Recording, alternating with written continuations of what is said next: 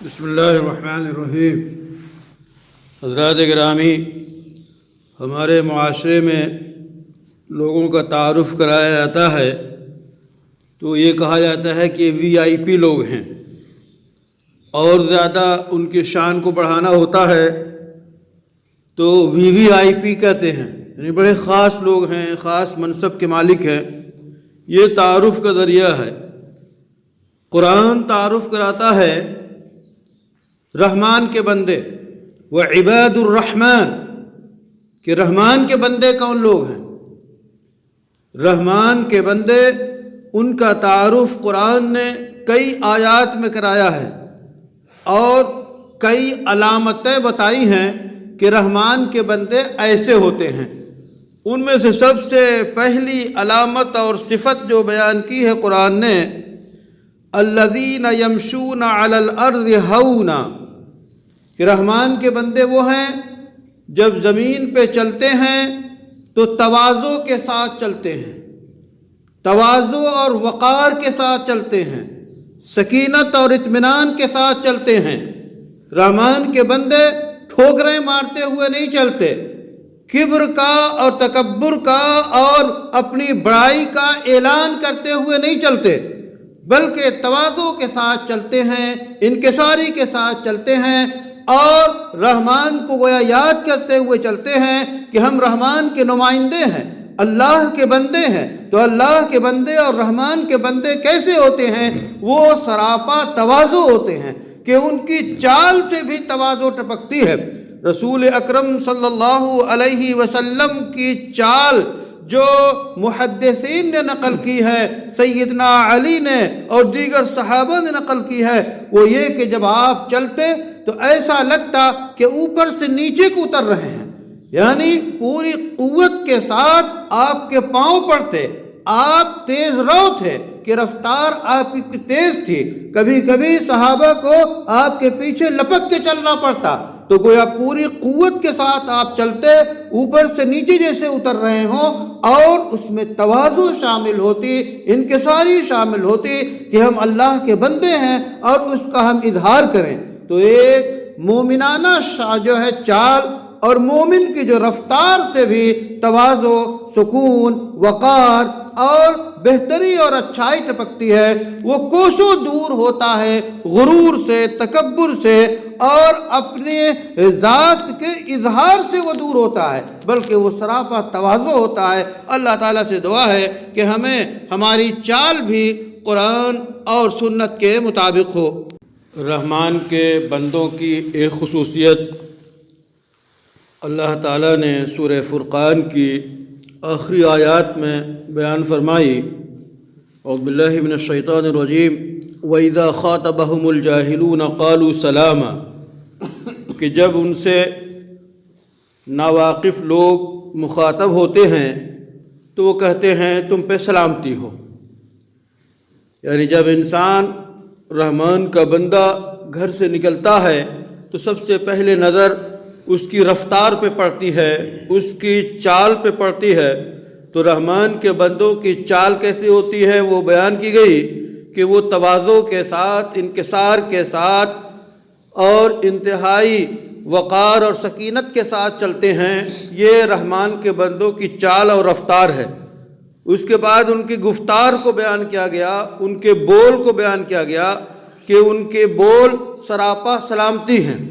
یعنی انہی سلام میں سے ایک یہ ہے کہ اگر ان سے ناواقف لوگ، جو آخرت سے ناواقف ہیں، جو دین سے ناواقف ہیں، جو سچ سے ناواقف ہیں، حق سے ناواقف ہیں، یہ لوگ جب ان سے الجھ پڑتے ہیں اور ان سے مخاطب ہوتے ہیں تو یہ ان سے الجھتے نہیں۔ رحمان کے بندے ان کی جو ہے ایسا نہیں کہ اینٹ کا جواب پتھر سے دے، بلکہ ایسے لوگوں سے وہ اعراض کرتے ہیں، گریز کرتے ہیں اور نظر انداز کر کے چلے جاتے ہیں، بلکہ یہ کہتے ہیں بھائی تم پہ سلامتی ہو، تم اپنی جگہ پہ محفوظ رہو، تم پہ سلامتی ہو۔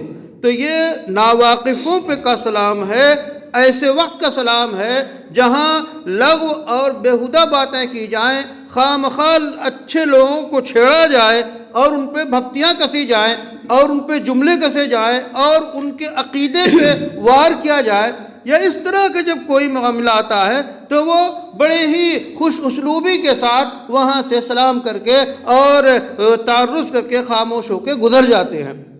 جبکہ سلام کی قرآن میں اور بھی قسم بیان کی گئی ہے۔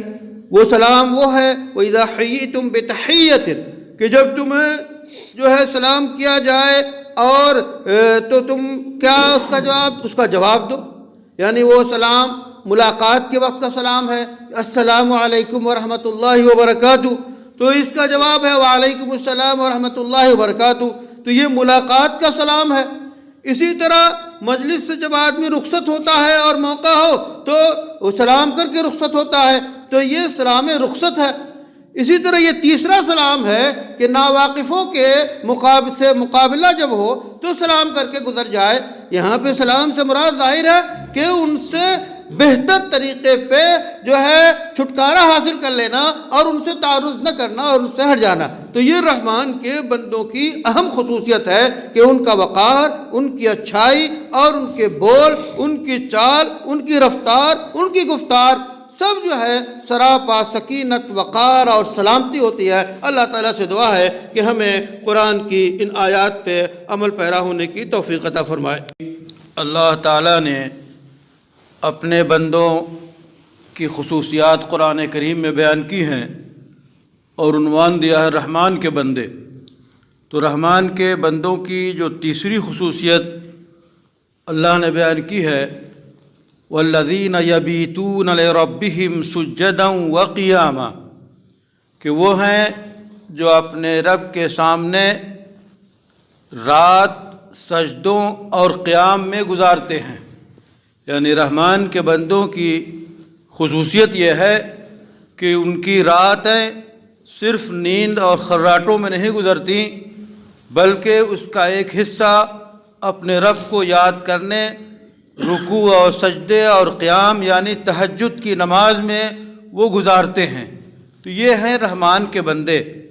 ان بندوں کا اپنے رحمان سے، اپنے خدا سے ایسا گہرا تعلق ہوتا ہے کہ وہ تعلق، وہ محبت اور وہ لگاؤ جو ہے وہ نرم نرم بستر، گرم گرم جو ہے وہ لحاف کو چھوڑنے پہ آمادہ کرتا ہے، اور وہ اٹھ کے جو ہے وضو کرتے ہیں اور تہجد پڑھتے ہیں، سجدہ ریز ہوتے ہیں، مناجات کرتے ہیں، آہوزاری کرتے ہیں اور اللہ کے سامنے اپنے کو پیش کرتے ہیں۔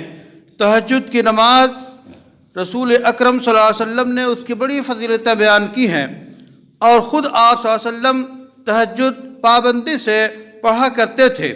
اگر کبھی کسی وجہ سے قضا ہو جاتی تو دن میں اس کی قضا کرتے۔ تو تہجد کی نماز بڑی اہمیت کی حامل ہے۔ قرآن میں مختلف جگہوں پہ تہجد کا تذکرہ ہے، جیسا کہ دوسری آیت میں ہے کہ قلیلا ما یہجعون، وہ رات کو کم سوتے ہیں۔ اسی طرح وہ صبح کے وقت میں فجر کے صبح صادق سے پہلے وہ استغفار کرتے ہیں۔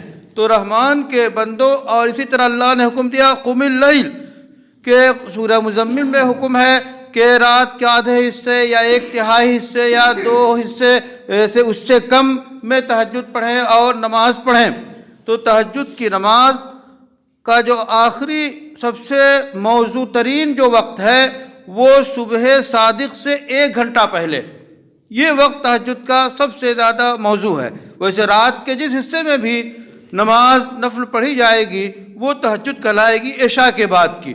عشاء کے بعد سے لے کر صبح صادق سے پہلے جو نماز پڑھیں گے، اسی واسطے جو حضرات اپنے لوگوں کی تربیت کرتے ہیں تو وہ تلقین کرتے ہیں کہ اگر تم بیچ رات میں اور تہجد کے وقت نہ اٹھ سکو تو عشاء کے بعد کچھ نفل پڑھ لیا کرو تہجد کی نیت سے، رفتہ رفتہ عادت پڑے گی۔ تو تہجد کی نماز انتہائی اہم نماز ہے، اور قرآن کا جو انداز ہے کہ یبیتون لربہم، اپنے رب کے لیے گویا نذرانہ سجدہ و قیام پیش کرتے ہیں۔ یہ ہے ادا رحمان کے بندوں کی، یہ ہے مومنانہ شان۔ تو گویا مفسرین لکھتے ہیں کہ 2 چیزیں ہیں، ایک خلوت ہے اور ایک جلوت ہے۔ یعنی ایک مجلس میں لوگوں کے ساتھ رہنا ہے تو رحمان کے بندے جب مجلس میں لوگوں کے ساتھ رہتے ہیں تو ان کی چال ڈھال تواضع کے ساتھ ہوتی ہے، اور ان کی گفتار اور بول چال سلامتی اور اچھائی کے ساتھ ہوتی ہے، اور ان کی خلوت تہجد میں، سجدے میں، قیام میں گزرتی ہے۔ اس واسطے ہمیں چاہیے کہ ہم رات کی نماز یعنی تہجد کی نماز کا خاص اہتمام کریں اور اللہ کے سامنے جو ہے مناجات کریں اور اس سے اپنی ضرورتیں مانگیں اور اللہ سے تعلق کو مضبوط کریں۔ اللہ سے دعا ہے کہ ہمیں شریعت کا پابند بنائے۔ رحمان کے بندوں کی کیا خصوصیات ہیں؟ سورہ فرقان کے آخری رکوع میں بیان کی گئی ہیں۔ چوتھی خصوصیت اس آیت کریمہ میں بیان کی گئی ہے۔ اعوذ باللہ من الشیطان الرجیم، بسم اللہ الرحمن الرحیم، والذین یقولون ربنا اصرف عنا عذاب جہنم ان عذابها کان غراما انہا ساءت مستقرا ومقاما۔ کہ چوتھی خصوصیت یہ ہے کہ رحمان کے بندے یہ دعا کرتے ہیں کہ اے ہمارے پروردگار، ہم سے جہنم کے عذاب کو ٹال دیجئے، کیونکہ بے شک جہنم کا عذاب لپٹ جانے والا ہے، دائمی ہے، اور جہنم ٹھہرنے اور قیام کے اعتبار سے انتہائی بری جگہ ہے۔ تو رحمان کے بندوں کی یہ شان ہے کہ ان کی رات تہجد اور عبادت میں گزرتی ہے، سجدے اور رکوع توبہ و استغفار میں گزرتی ہے، لیکن ان کو اس عظیم عبادت پہ کوئی ناز نہیں بلکہ مزید پشیمانی ہے اور لرزہ طاری ہے کہ کہیں اللہ کا عذاب نہ آ جائے اور اللہ کے عذاب کے ہم شکار نہ ہو جائیں۔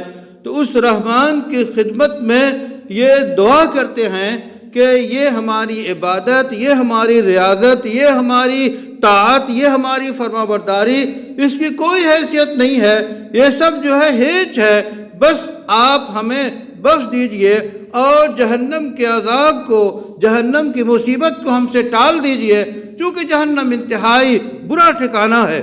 تو گویا عبادتوں کے باوجود یہ ان کا حال ہے توبہ و استغفار کا، اور اللہ سے وہ دعا کرتے ہیں۔ اس حقیقت کو نماز کے اندر بھی ملحوظ رکھا گیا ہے کہ سیدنا رسول اللہ صلی اللہ علیہ وسلم نے انبیاء کے بعد سب سے افضل ترین انسان سیدنا ابو بکر ہیں۔ سیدنا ابو بکر کو رسول اللہ صلی اللہ علیہ وسلم نے نماز کے اندر قاعدہ اخیرہ میں جو سب سے آخری دعا سکھائی ہے وہ یہی دعا ہے، اللہم انی ظلمت نفسی ظلما کثیرا ولا یغفر الذنوب الا انت فاغفر لی۔ تو یہ دعا جو ہے، نماز آپ نے ایک طاعت کی، انتہائی عظیم عبادت کی، لیکن ابو بکر کو سکھایا جا رہا ہے کہ اس عظیم عبادت کے اخیر میں یہ اللہم انی ظلمت، یہ کہیے اے اللہ ہم نے اپنے اوپر بے شمار ظلم کیا، ظلمن کثیرہ، بہت ظلم کیا، آپ ہمیں بخش دیجئے۔ تو گویا اس عظیم عبادت پہ کوئی ناز نہیں ہونا چاہیے بلکہ مزید تواضع بڑھنی چاہیے اور رب سے کے عذاب سے پناہ مانگنی چاہیے۔ تو گویا یہ آیت بھی ہمیں یہ سکھاتی ہے کہ ایک طرف بیان کیا گیا کہ رحمان کے بندے سجدے اور قیام میں، رکوع میں رات گزارتے ہیں، اور اس کے بعد ان کی شان یہ ہے کہ وہ دعا کرتے ہیں کہ ہم سے جہنم کے عذاب کو ٹال دیجئے، چونکہ جہنم کا عذاب جسے لگ گیا تو لگ گیا، چمٹ گیا تو چمٹ گیا، وہ دائمی ہوگا، اور جہنم بہت برا ٹھکانہ ہے، نہ وہاں ٹھہرا جا سکتا ہے نہ قیام کیا جا سکتا ہے۔ جو قیام کریں گے، جو لوگ ٹھہریں گے، انتہائی بدترین لوگ ہوں گے۔ تو اے اللہ ہمیں جہنم سے بچا، جہنم کے عذاب سے بچا۔ اللہ تعالی ہمارے اندر یہ خصوصیات پیدا فرما اور ہمیں دعا اور اللہ کے سامنے مناجات کی عادت سے سرفراز فرما۔ مالی امور میں 3 چیزیں ہیں، ایک فضول خرچی، اور ایک کنجوسی اور بخل، اور تیسرے میانہ روی۔ دو چیزیں ناپسندیدہ ہیں، اسراف ہو کہ فضول خرچی، اسی طرح بخل ہو کہ کنجوسی، یہ دونوں چیزیں ناپسندیدہ ہیں، اور میانہ روی یہ پسندیدہ ہے۔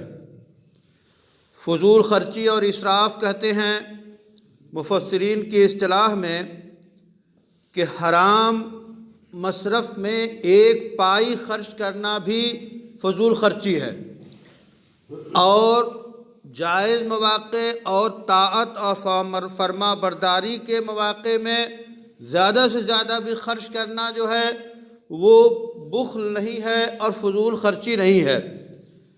اسی طرح فرض واجب کے ادا کرنے میں کوتاہی برتنا یہ بخل کی سب سے ناپسندیدہ شکل ہے، اور ان دونوں کے درمیان اعتدال کے ساتھ مال خرچ کرنا یہ میانہ روی ہے۔ قرآن کریم نے جو رحمان کے بندوں کی خصوصیات بیان کی ہیں ان میں سے 5ویں خصوصیت یہ ہے، اعوذ باللہ من الشیطان الرجیم، والذین اذا انفقوا لم یسرفوا ولم یقتروا وکان بین ذلک قواما، کہ وہ لوگ جب خرچ کرتے ہیں تو نہ فضول خرچی کرتے ہیں اور نہ بخل اور کنجوسی سے کام لیتے ہیں، بلکہ اعتدال کی راہ پر گامزن رہتے ہیں، میانہ روی اختیار کرتے ہیں۔ تو معاشیات و اقتصادیات کا جو اصول ہے، عالمی معاشیات ہو یا ملکی معاشیات ہو یا انفرادی معاشیات ہو، ان کے شرح نمو کو سنبھالنا، جسے DJP کہتے ہیں، آج ملکی جو ہے شرح نمو میں کس قدر کمی آئی ہے یہ جو لوگ نظر رکھتے ہیں وہ جانتے ہیں۔ تو یہ ملکی امور ہوں، مالی یا عالمی ہو یا انفرادی، ان کو کنٹرول کا طریقہ یہی ہے کہ میانہ روی اختیار کی جائے۔ جب حرام میں مال کو خرچ کیا جائے گا اور جائز ضرورتوں کو پورا کرنے سے روکا جائے گا تو ہمیشہ شرح نمو بگڑے گی، اقتصادیات اور کساد بازاری آئے گی۔ اس لیے رحمان کے بندوں کی خصوصیت یہ ہے کہ وہ خرچ کرتے ہیں تو نہ فضول خرچی کرتے ہیں اور نہ بخل سے کام لیتے ہیں، بلکہ میانہ روی اور اعتدال سے کام لیتے ہیں۔ اللہ کی راہ میں خرچ کرنا، سارا مال خرچ کر دے، یہ بھی اسراف اور فضول خرچی نہیں ہے، لیکن اس کے باوجود یہاں بھی میانہ روی تلقین کی گئی ہے۔ باقاعدہ شریعت کا حکم ہے کہ اگر کوئی اپنے سارے مال کو وقف کرنا چاہے، کسی کو وصیت کرنا چاہے، تو سارا مال وصیت کرنے کا اس کو حق نہیں ہے، بلکہ اپنے مال کا تہائی حصہ صرف خرچ کر سکتا ہے، اور اس کو جو ہے باقاعدہ وصیت کر سکتا ہے، وقف کر سکتا ہے۔ والثلث کثیر، اور تہائی بھی بہت ہے، جیسا کہ رسول اللہ صلی اللہ علیہ وسلم کے طویل فرمان کا یہ خلاصہ ہے۔ تو گویا خیر کی راہ میں بھی ساری دولت کو ایک وقت میں لٹانے سے منع کیا گیا ہے، بلکہ تہائی مال ہی صرف وصیت یا وقف کر سکتا ہے۔ تو یہ ہے میانہ روی سکھائی گئی ہے۔ اسی طرح ایک پائی بھی حرام جگہ خرچ کرنا وہ فضول خرچی ہے، اور فضول خرچی اسراف کو شیطانوں کا بھائی قرار دیا گیا ہے۔ اسراف کرنے والوں کو، اسراف ہر وہ مال ہے، ہر وہ پیسہ ہے جو حرام راہ میں خرچ ہو۔ ضرورت سے زائد خرچ کرنا، مباحات میں بھی، جائز مقامات میں بھی ضرورت سے زیادہ خرچ کرنا، یہ بھی فضول خرچی میں آتا ہے۔ اور بخل کی انتہا یہ ہے کہ آدمی فرائض سے رک جائے، زکوٰۃ نہ دے، صدقات نہ ادا کرے، واجب جو نفقات ہیں، جن جو ہے بچوں کے، بیوی کے، والدین کے، جن کے واجب نفقات ہیں ان کو نہ دے، یہ بخل کی انتہا ہے جو حرام ہے۔ کچھ لوگوں کی طبیعت میں بخل ہوتا ہے، لیکن اگر وہ فرائض کو ادا کر رہے ہیں، واجبات کو ادا کر رہے ہیں، تو ناپسندیدہ اس درجے میں نہیں ہے کہ ان کو سزا ہو۔ بہرحال مالی امور میں رحمان کے بندوں کا شیوا یہ ہے کہ وہ میانہ روی اور اعتدال کے ساتھ دولت کو صرف کرتے ہیں اور مال کا استعمال کرتے ہیں۔ مال کو اعتدال کے ساتھ استعمال کیا جائے تو نہ انفرادی معیشت کو نقصان پہنچتا ہے نہ ملکی معیشت کو نقصان پہنچتا ہے۔ آج ہمارے شریعت نے ظاہر ہے کہ شراب کو حرام کیا ہے، تو شراب کی راہ میں جو کچھ خرچ ہو رہا ہے وہ سب معیشت کی تباہی کی طرف جا رہا ہے۔ آج نظام ایسا بن گیا ہے کہ سب سے زیادہ ٹیکس اور سب سے زیادہ ملکی آمدنی کا ایک حصہ یہ شراب اور حرام چیزوں سے ہوتا ہے۔ تو یہ تو ایک الگ مسئلہ ہے جن پہ ہمارا قابو تو اتنا ہے کہ ہم انسانوں کو تلقین کریں کہ وہ نشے سے باز آئیں۔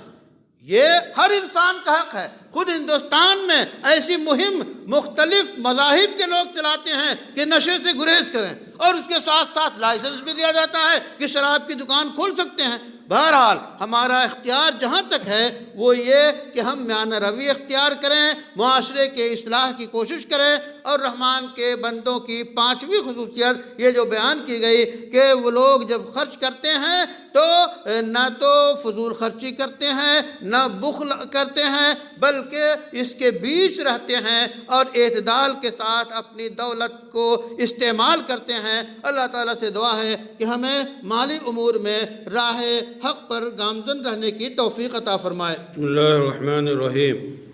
حضرات گرامی، رحمان کے بندوں کی خصوصیات کا بیان سورہ فرقان کی آخری آیات میں ہے۔ ان میں سے ایک خصوصیت اللہ تعالیٰ بیان فرماتے ہیں، اعوذ باللہ من الشیطان الرجیم، والذین لا یشہدون الزور واذا مروا باللغو مروا کراما، کہ جو لوگ جھوٹی گواہی نہیں دیتے، یعنی رحمان کے بندوں کی خصوصیت اور ان کا خاصہ یہ ہے کہ وہ جھوٹی گواہی نہیں دیتے۔ ایک ہے جھوٹ بولنا، تو جھوٹ بولنا خود گناہ ہے اور بدترین گناہ ہے۔ اس کے ساتھ ساتھ اس سے جو ہے بڑی خرابی جو ہے وہ جھوٹی گواہی میں ہے، چونکہ جھوٹی گواہی کے ذریعہ ایسا ہوتا ہے کہ جس کا حق نہیں ہے اس کو چیز مل جاتی ہے اور اس کا دعویٰ ثابت ہو جاتا ہے۔ تو اس لیے جھوٹی گواہی سے نقصان بہت زیادہ ہے، فساد پھیلتا ہے، حقیقت کے بالکل خلاف ہے، ضمیر کے مر جانے کی علامت ہے۔ تو رحمان کے بندے جھوٹی گواہی نہیں دیتے۔ جھوٹی گواہی معاشرے کا ایک ناسور ہے۔ آج آپ عدالتوں کا جائزہ لیں تو باقاعدہ گواہوں کی ایک جماعت ہوتی ہے کہ جتنے میں چاہیے آپ جھوٹے گواہ خرید لیجئے۔ تو جھوٹے گواہ خرید کر، گواہیاں دلا کر اپنے حق میں فیصلے لیے جاتے ہیں اور غلط فیصلے لیے جاتے ہیں۔ اور حد تو یہ کہ وہ واقعہ اور وہ حادثہ جو کہ دن کے اجالے میں انجام پاتا ہے، اس پر سچی گواہیاں جو ہیں رد کر دی جاتی ہیں۔ تو جس زمانے میں اور جس وقت میں سچی گواہیوں کو رد کر دیا جائے اور اس کے خلاف فیصلے کیے جائے اور مبنی بر کذب اور جھوٹ اور ظلم فیصلے کیے جائیں تو یہ انتہائی بری علامت ہے۔ ایسی علامتوں سے اور ایسی گواہیوں سے اور جھوٹی گواہی کے ثمرات سے گریز کرنا رحمان کے بندوں کا خاصہ ہے۔ اسی میں دوسری ایک اور صفت اللہ نے بیان کی کہ رحمان کے بندے جب بیہودہ لغو جو ہے باتوں سے گزرتے ہیں، چیزوں سے گزرتے ہیں، تو شرافت کے ساتھ گزر جاتے ہیں۔ یعنی کہیں کوئی کھیل تماشا ایسا ہو رہا ہے جو جائز نہیں ہے، درست نہیں ہے، اور وہاں اللہ سے غافل کر دینے والی چیزیں انجام دی جا رہی ہیں، تو اگر ان کا گزر وہاں سے اتفاقی ہوتا ہے، اس میں شرکت تو دور کی بات ہے۔ ایسی مجلس میں جس میں اللہ کی نافرمانی ہو رہی ہو، اس میں شرکت کرنا ایک مومن بندے کے لیے جائز نہیں ہے۔ اگر وہ قوت اور طاقت رکھتا ہے تو اس شر کو، اس برائی کو روکے، لیکن اگر وہ روک نہیں سکتا تو اس میں شریک ہونا اس کے لیے بالکل درست نہیں ہے۔ لیکن اگر کبھی اس کا گزر ہوا یا کبھی ایسی مجلس میں وہ پھنس گیا تو پھر شرافت کے ساتھ اپنی عزت سنبھالتے ہوئے وہ وہاں سے گزر جاتے ہیں۔ یہ رحمان کے بندوں کی خصوصیات ہیں۔ اللہ تعالیٰ سے دعا ہے کہ ہمارا شمار ان میں فرمائے۔ اللہ تعالیٰ نے سورہ فرقان کی آخری آیات میں رحمان کے بندوں کی صفات، امتیازات اور خصوصیات بیان کی ہیں۔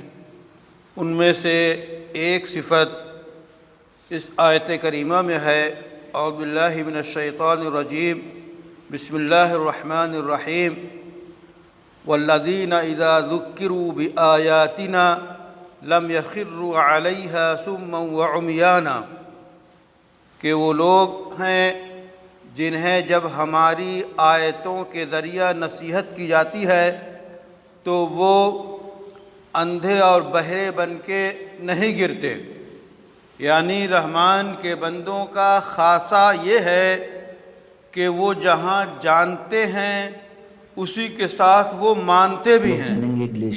صرف جاننا جو ہے یہ نجات کے لیے کافی نہیں ہے، بلکہ جاننے کے ساتھ، علم کے ساتھ اس پہ عمل کرنا، اس کے مطابق زندگی گزارنا، اس سے انسان نجات پاتا ہے اور کامیاب ہوتا ہے۔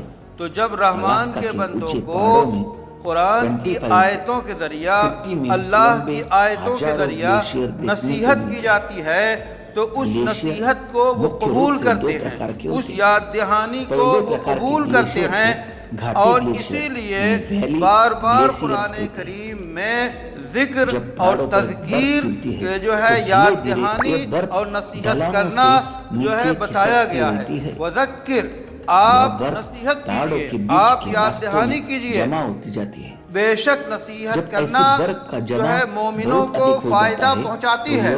اسی طرح اور آیات میں بھی باقاعدہ لوگوں کو یاد دہانی کرانا اور حق کی باتیں بتانا، اچھی باتیں بتانا، اچھی باتوں کی طرف بلانا، اس کی تاکید کی گئی ہے۔ تو رحمان کے بندوں کا خاصہ یہ ہے کہ جیسے ہی اللہ کا حکم آتا ہے وہ کہتے ہیں جو ہے آمنا، سمعنا وأطعنا، کہ ہم نے سنا اور ہم نے اطاعت کی، ہم حاضر ہیں، ہم لبیک کہتے ہیں، ہم ہر حکم کو ماننے کے لیے تیار ہیں۔ تو نصیحت قبول کرنا یہ بہت بڑی خاصیت ہے اور بہت بڑی خصوصیت ہے جس سے انسان کی زندگی ڈھلتی ہے، بنتی ہے، سنورتی ہے، رب کو، رحمان کو راضی کرنے کی طرف بڑھتی ہے۔ تو اس آیت میں یہ بتایا گیا کہ رحمان کے بندے وہ لوگ ہیں کہ جب ہماری آیتوں کے ذریعہ انہیں نصیحت کی جاتی ہے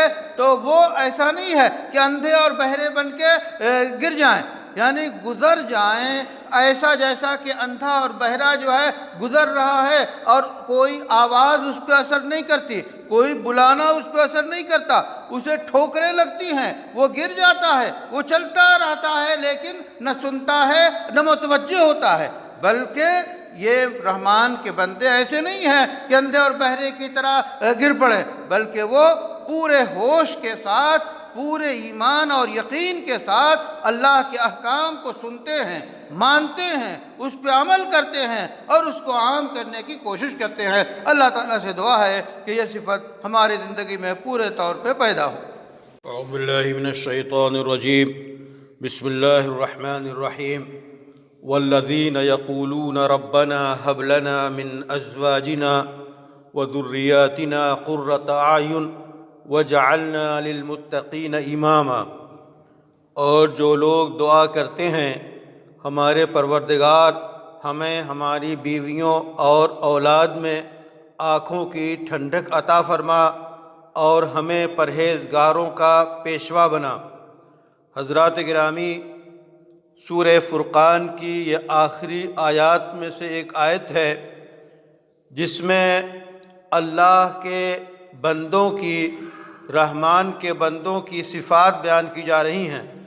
تو انہی میں سے ایک صفت اس آیت کریمہ میں بیان کی گئی ہے کہ رحمان کے بندوں کی خصوصیت اور صفت یہ ہے کہ وہ بارگاہ عزتی میں اللہ کے سے دعا کرتے ہیں کہ اے اللہ، ہمیں ہماری بیویوں اور اولاد کو آنکھوں کی ٹھنڈک کا ذریعہ بنا۔ انسان کی زندگی کو جو سکون عطا ہوتا ہے اس میں بنیادی کردار اس کے گھر کا ہوتا ہے۔ گھر کے اندر رہنے والی بیوی نیک ہے، صالح ہے، پرہیزگار ہے، اچھی ہے تو گھر کا سکون قائم رہتا ہے اور سکون کی چادر تنی رہتی ہے۔ اور بیوی اچھی کیسے بنے، بیوی کی عادتیں کیسے اچھی ہوں، ان میں جو بنیادی کردار ہے وہ اللہ سے دعا ہے، چونکہ دلوں کا مالک اور دلوں کو پھیرنے والا، دلوں کے اندر اچھے خیالات کو پیدا کرنے والا اور دماغ کو موڑنے والی جو ذات ہے وہ اللہ کی ذات ہے۔ تو سب سے پہلے اللہ سے اللہ کے بندے دعا کرتے ہیں کہ اے اللہ ہماری بیوی کو، ہمارے گھر کو سکون کا ذریعہ بنا، آنکھوں کی ٹھنڈک کا ذریعہ بنا۔ حدیث میں آتا ہے کہ بہترین دنیا جو ہے وہ نیک عورت ہے۔ حدیث میں آتا ہے نیک عورت وہ ہے کہ جب مرد اسے دیکھے تو اسے سکون ملے، وہ مسکرا پڑے، وہ اس کے لیے ٹھنڈک کا ذریعہ بنے۔ اسی طرح اولاد کا مسئلہ ہے کہ اولاد اگر نیک ہو، پرہیزگار ہو اور اطاعت شعار ہو، کہنا سننے والی، کہا ماننے والی ہو تو اس سے انسان کو سکون ملتا ہے۔ تو اولاد صالح اور نیک کیسے بنے، اس میں بھی بنیادی کردار یہ ہے کہ اللہ سے دعا کرتا ہے اللہ کا بندہ کہ اے اللہ ہماری اولاد کو ہمارے لیے آنکھوں کی ٹھنڈک کا ذریعہ بنا، ہمارے وہ مطیع و فرمانبردار ہوں، ہمارا کہا سننے والے ہوں، اللہ کی باتیں ماننے والے ہوں۔ اور جو اولاد اللہ کی باتیں مانے گی، اللہ کے احکام پہ چلے گی، وہ والدین کو بھی سکون پہنچائے گی اور ان کے لیے تسکین کا ذریعہ بنے گی۔ اس واسطے یہ دو بنیادی گھر کے ممبران اور افراد کہ گھر کی بیوی، گھر کی عورت اور اولاد، اسی سے گھر بنتا ہے۔ اگر یہ نیک اور پرہیزگار ہیں، آنکھوں کی ٹھنڈک کا ذریعہ ہیں، تو پورا سکون چھایا رہتا ہے اور مل کر لوگ اللہ کی عبادت کرتے ہیں۔ دوسری دعا اس میں کی گئی ہے کہ اے اللہ ہمیں پرہیزگاروں کا امام اور پیشوا بنا۔ یعنی دنیاوی مناصب الگ ہیں لیکن دینی مناصب میں پرہیزگاری سب سے بڑا منصب ہے۔ پرہیزگاری اور تقوی اور اللہ کا ڈر، اللہ کا خوف، یہ برابر مانگتے ہیں کہ پرہیزگاروں کا ہمیں پیشوا بنا۔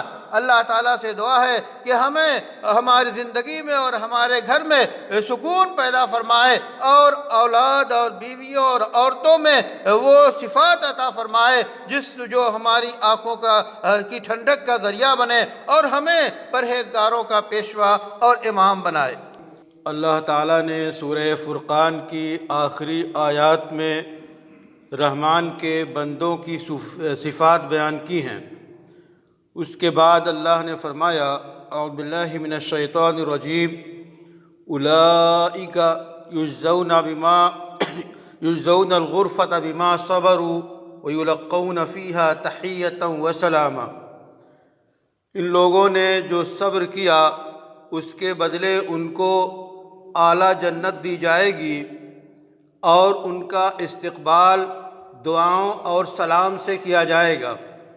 یعنی رحمان کے بندوں میں جو صفات کہ وہ زمین میں تواضع اور خاکساری کے ساتھ چلتے ہیں اور جب ناواقفوں سے سابقہ پڑتا ہے تو ان کو سلام کرتے ہیں، اور وہ رات قیام اور سجود میں اور رکوع میں گزارتے ہیں اور خرچ کرنے میں میانہ روی اختیار کرتے ہیں، اور وہ جھوٹی گواہیاں نہیں دیتے ہیں، اور وہ لغو سے اعراض کرتے ہیں اور شرافت کے ساتھ گزر جاتے ہیں۔ یہ جو صفات ہیں ان کو اپنے اندر پیدا کرنے میں اور اس کو پھیلانے میں جو ان کو تکلیف پہنچتی ہے اور جو ان کو اذیتیں دی جاتی ہیں ان پہ وہ صبر کرتے ہیں، برداشت کرتے ہیں۔ تو اس صبر اور برداشت کے نتیجے میں جیسے فجر کے وقت اٹھ کے آنا، ٹھنڈک کو برداشت کرنا، ٹھنڈے پانی سے وضو کرنا اور جماعت میں شریک ہونا، یہ نفس پہ گراں گزرتا ہے، لیکن اس کو برداشت کر کے وہ نماز پڑھتے ہیں اور اللہ کے حکم کو مانتے ہیں۔ تو ان چیزوں کی وجہ سے ان کو بدلہ جو دیا جائے گا وہ جنت، اعلیٰ جنت دی جائے گی، بالا خانے دیے جائیں گے، اور ان کا استقبال کریں گے فرشتے۔ فرشتے کہیں گے تمہیں مبارک ہو، فرشتے کہیں گے تم پہ سلام ہو۔ تو یہ گویا رحمان کے بندوں کا بدلہ ہوگا آخرت میں۔ اور آخری آیت میں جو اللہ نے فرمایا کہ اے نبی کہہ دیجئے کہ اگر تم اللہ کی عبادت نہیں کرو گے تو اللہ تمہاری پرواہ نہیں کرے گا۔ جیسے کہ حدیث میں آتا ہے کہ پوری دنیا اللہ کا انکار کر بیٹھے، کفر میں مبتلا ہو جائے تو اللہ کے اوپر کوئی فرق نہیں پڑتا، اور پوری دنیا اللہ کی حمد اور تعریف کرے تو بھی اللہ کے اوپر کوئی اثر نہیں پڑتا، وہ بے نیاز ذات ہے۔